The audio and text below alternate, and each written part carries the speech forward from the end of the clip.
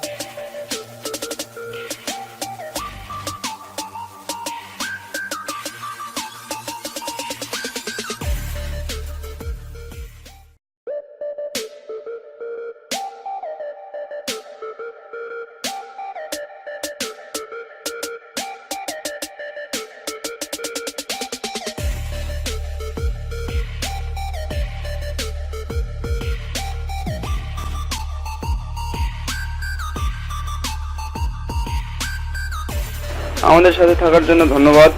ভিডিওটি ভালো লাগলে লাইক করুন, বুঝতে অসুবিধা হলে কমেন্ট করুন এবং শেয়ার করুন। সবাই সাবস্ক্রাইব করতে বলে আমিও বলছি, আমাদের চ্যানেলটি সাবস্ক্রাইব করুন এবং পাশের বেল আইকনটি ক্লিক করুন।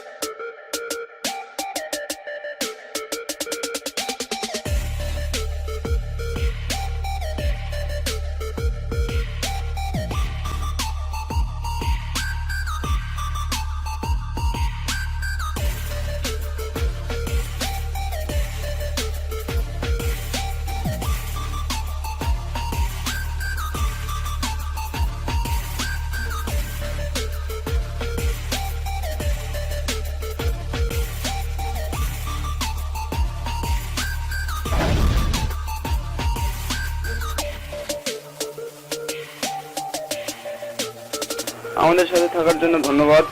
ভিডিওটি ভালো লাগলে লাইক করুন, বুঝতে অসুবিধা হলে কমেন্ট করুন এবং শেয়ার করুন। সবাই সাবস্ক্রাইব করতে বলে আমিও বলছি, আমাদের চ্যানেলটি সাবস্ক্রাইব করুন এবং পাশের বেল আইকনটি ক্লিক করুন।